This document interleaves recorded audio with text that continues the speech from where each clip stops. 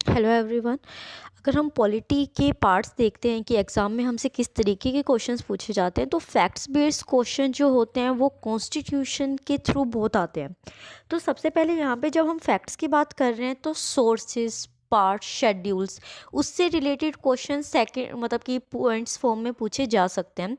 और mostly problem होती है, कन्फ्यूज़न होती है कि हम जो सोर्सेज हैं, मतलब कि ये जो फीचर्स हैं हमारे कॉन्स्टिट्यूशन में, उसका सोर्स क्या था, मतलब कौन सी कंट्री से लिया गया था, या फिर कौन सा फीचर कौन से पार्ट में आ रहा है, कौन सी शेड्यूल में आ रहा है।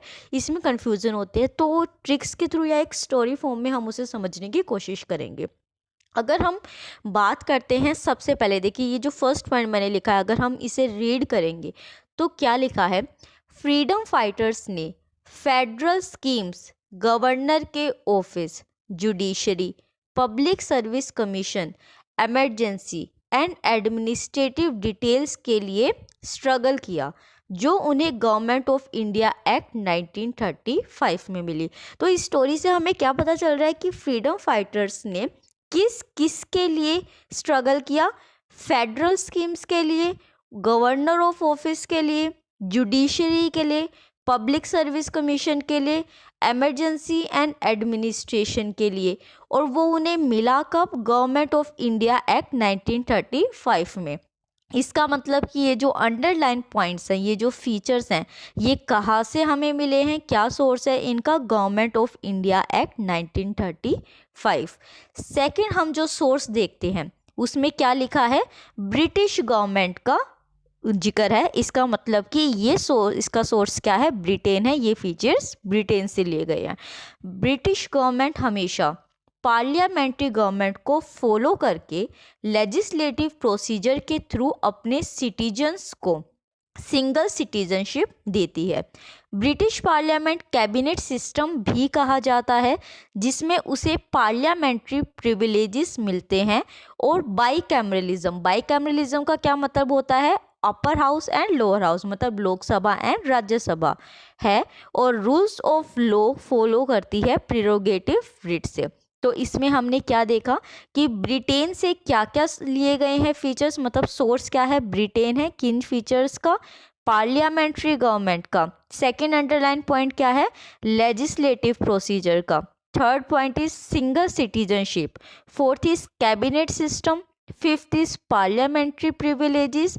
Sixth is bicameralism. Sixth is rule of law and seventh is prerogative writs. तो इनका सोर्स क्या है, ब्रिटेन है।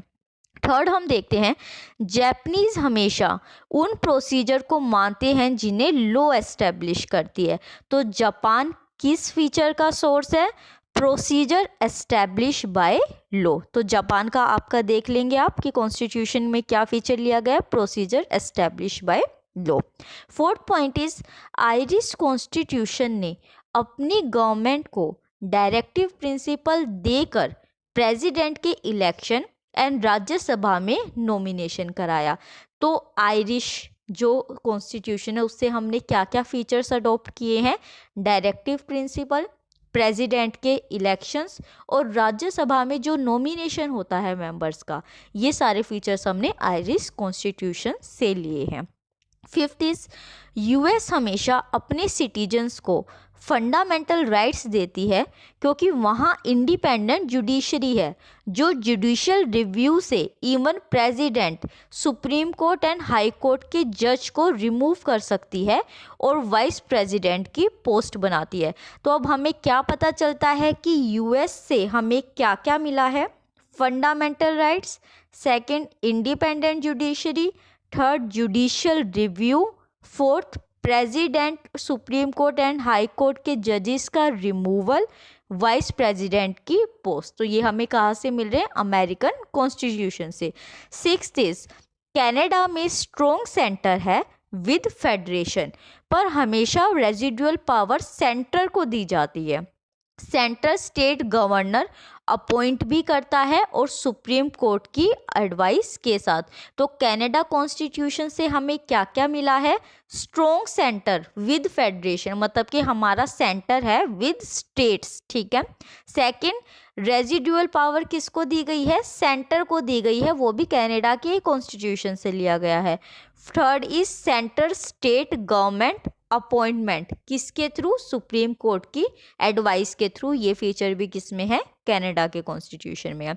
Seventh is Australia concurrent list के सब्जेक्ट के लिए जॉइंट सिटिंग कराता है राज्यसभा और लोकसभा की, ताकि फ्रीडम ऑफ ट्रेड कॉमर्स हो सके।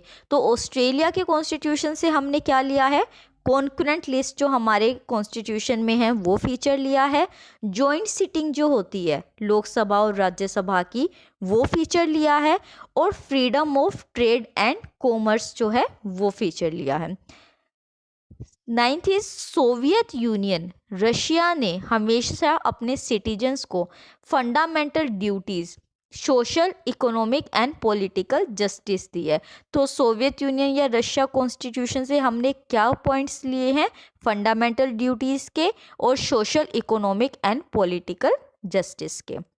टेंथ इज फ्रेंच एक Republic, liberal, equal and fraternity fulfil सोच रखता है। तो फ्रेंच क्या होगा? उससे हमने क्या क्या लिया है? Republic nature, liberal nature, equality का नेचर और फ्रेटर्निटी। फ्रेटर्निटी क्या होती है? भाईचारे की भावना। 11th इज साउथ अफ्रीका में प्रोटेस्ट के बाद उसने कॉन्स्टिट्यूशन की अमेंडमेंट कर दी। तो साउथ अफ्रीका से क्या फीचर लिया गया है? Amendment of constitution. तो ये हमने क्या किए? सोर्सेज डिस्कस किए हैं। अब हम डिस्कस करते हैं पार्ट्स के बारे में। ये देखिए, आप इसमें देखेंगे पूरे स्टोरी में कि इंडिया है, उसके साथ जो है एक स्टोरी बनाई गई है उसकी, और अंडरलाइन किया गया है पॉइंट्स को। जिस पॉइंट को अंडरलाइन करके उसके ऊपर उसका पार्ट मेंशन है। तो पहले हम इस पूरी स्टोरी को पढ़ेंगे। इंडियन यूनियन एंड टेरिटरी में सिटीजनशिप के साथ लोगों को fundamental rights and directive principles मिले हैं, उनकी फंडामेंटल ड्यूटीज़ के साथ, जो union government and state government के अंडर होती हैं और कुछ यूनियन टेरिटरीज को भी मिली है। Panchayat, municipality and cooperative societies को भी, ताकि SC एंड ST सेफ रह सके। यूनियन एंड स्टेट के बीच रिलेशंस अलग अलग तरह के हैं, जैसे finance, property, contract and trade commerce के, जिन्हें यूनियन एंड स्टेट सर्विसेज के एम्प्लॉय फुलफिल करते हैं और इलेक्शंस भी कराते हैं। उनकी ऑफिशियल लैंग्वेज में और इमरजेंसी प्रोविजंस का ध्यान रखते हैं अहम मिसलेनियस कामों के साथ, और ज़रूरत पड़ने पर कॉन्स्टिट्यूशन का अमेंडमेंट भी होता है। तो अब इसमें हमने देखिए कि जो जो पॉइंट्स हमने अंडरलाइन करे हैं, सबसे पहले हमने क्या किया है? यूनियन एंड टेरिटरी, मतलब यूनियन एंड टेरिटरी जो होता है वो हमारे पार्ट 1 के अंडर आ रहा है। सेकंड क्या है? सिटीजनशिप, मतलब सिटीजनशिप क्या है? पार्ट 2 के अंडर आ रहा है। साथ इसमें फिर के साथ लोगों को फंडामेंटल राइट, फंडामेंटल राइट के ऊपर 3 लिखा है, मतलब ये पार्ट 3 में है। फोर्थ में आया आपका डायरेक्टिव प्रिंसिपल। उसके बाद 4th A में आपका आता है फंडामेंटल ड्यूटीज़। 5th पार्ट में आएगा यूनियन गवर्नमेंट। 6th में आती है आपकी स्टेट गवर्नमेंट। 7th हमारे पार्ट नहीं है कॉन्स्टिट्यूशन में। 8th में आता है यूनियन टेरिटरीज। 9th में आता है पंचायत। 9th A में आता है म्यूनिसिपैलिटी एंड 9th B में आता है कोऑपरेटिव सोसाइटी। 10th में आता है SC एंड ST के जो सेफ गार्ड्स होते हैं वो सारे। 11th में आता है यूनियन एंड स्टेट के बीच क्या रिलेशन है। 12th में फाइनेंस, प्रॉपर्टी एंड कॉन्ट्रैक्ट दिए गए हैं। फिर आपका जो 13th आता है उसमें ट्रेड एंड कॉमर्स का जिक्र किया गया है पार्ट में। 14th पार्ट में यूनियन एंड स्टेट सर्विसेज का जिक्र किया गया है। 15th पार्ट में इलेक्शंस को लाया गया है। 17th जो पार्ट है उसमें ऑफिशियल लैंग्वेज ऑफ कॉन्स्टिट्यूशन बताई गई है। जो आपका 18th पार्ट है उसमें इमरजेंसी प्रोविजंस दिए गए हैं। 19th पार्ट में मिसलेनियस दिया गया है और 20th पार्ट में कॉन्स्टिट्यूशन की अमेंडमेंट दी गई है। अगर हम आगे शेड्यूल्स की बात करते हैं, देखिए हम एक बारी में इस स्टोरी को पढ़ रहे हैं तो वो हमारे माइंड में पूरी तरह से स्ट्राइक नहीं होती। अगर हम फर्दर इसको पढ़ रहे हैं या सुन रहे हैं, बार बार वो दिमाग में जाएगी स्टोरी, तो आपको पार्ट्स अच्छी एक स्टोरी फॉर्म में याद हो जाएंगे। और जैसे ही एग्ज़ाम में आपके सामने कोई क्वेश्चन आता है तो वो पूरी स्टोरी आपके माइंड में एज इट इज़ याद आ जाएगी और आपको आसानी रहेगी कि कौन सा पार्ट क्या है। अब हम आगे डिस्कस करते हैं हाउ टू रिमेंबर शेड्यूल्स। अब इसमें स्टोरी सुनते हैं पहले। डिफरेंट नेम के स्टेट एंड यूनियन टेरिटरी के एग्जीक्यूटिव, लेजिस्लेचर एंड जुडिशरी को एम्ब्लूमेंट्स, अलाउंसेस एंड प्रिविलेजेस मिलते हैं जब वो अपनी ओथ एंड अफर्मेशन ले लेते हैं।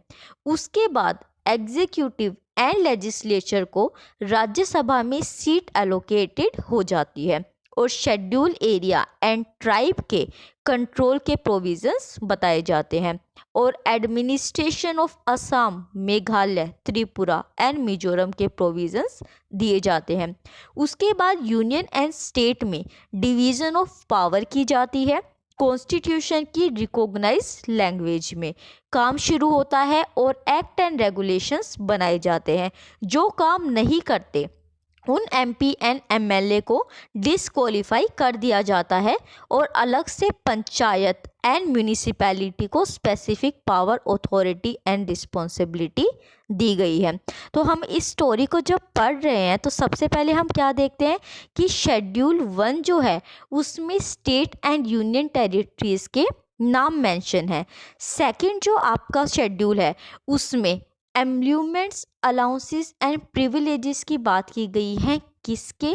एग्जीक्यूटिव की, जुडिशरी की, डिफरेंट बॉडीज़ जो है मेंबर्स हैं, मतलब जितने भी गवर्नमेंट एम्प्लॉयज़ हैं उनके अलाउंसेस एंड प्रिविलेजेस का जिक्र शेड्यूल 2 में किया गया है। फिर शेड्यूल 3 जो है, कभी भी गवर्नमेंट एम्प्लॉय अगर कोई अपॉइंट हो रहा है तो उसको कुछ ओथ लेनी होती है, अफर्मेशंस लेनी होती है, तो उसका शेड्यूल 3 में जिक्र है। शेड्यूल 4 में राज्यसभा में सीट एलोकेट जो की जाती है उसका जिक्र किया गया है। जो 5th शेड्यूल है उसमें शेड्यूल एरिया एंड ट्राइब के का कंट्रोल कैसे करना है उसका जिक्र किया गया है। देखिए ये वाला जो 5th शेड्यूल है इसको यूपीएससी ने 4-5 साल पहले पूछा भी गया था डायरेक्ट में कि जो कौन सा शेड्यूल है जिसके अंदर शेड्यूल एरिया एंड ट्राइब के कंट्रोल का जिक्र किया गया है। 6th भी आपका शेड्यूल इंपॉर्टेंट हो जाता है। इसमें असम, मेघालय, त्रिपुरा एंड मिजोरम के एडमिनिस्ट्रेशन की बात की गई है। 7th शेड्यूल में यूनियन एंड स्टेट में जो पावर डिवीज़न की गई है कि ये यूनियन की पावर से, ये स्टेट गवर्नमेंट की पावर है, उनका जिक्र किया गया है। 8th जो हमारा शेड्यूल है उसमें कॉन्स्टिट्यूशन की रिकॉग्नाइज्ड लैंग्वेज जो है उसका जिक्र किया गया है। ये जो 8th शेड्यूल है ये आपका इम्पोर्टेंट भी हो जाता है क्योंकि अभी हमने डिस्कस किया था पहले दिन की वीडियो में जिसमें हमने क्लासिकल लैंग्वेजेस को डिस्कस किया। तो अगर क्लासिकल लैंग्वेज का टॉपिक आया है तो ये पूछा जा सकता है कि कौन से शेड्यूल में हमारी रिकॉग्नाइज लैंग्वेजेस हैं। देन 9th शेड्यूल में एक्ट एंड रेगुलेशंस जो बनाई जाती है उनका जिक्र किया गया है। 10th शेड्यूल में एमपी और एमएलए के डिसक्वालिफिकेशंस के रूल्स मेंशन किए गए हैं। 11th शेड्यूल में पंचायत एंड म्यूनिसिपैलिटी का जिक्र किया 11th में पंचायत का जिक्र किया गया और 12th में म्यूनिसिपैलिटी का किया गया। तो इसके साथ हमारे शेड्यूल जो हैं वो कंप्लीट होते हैं। Thank you so much.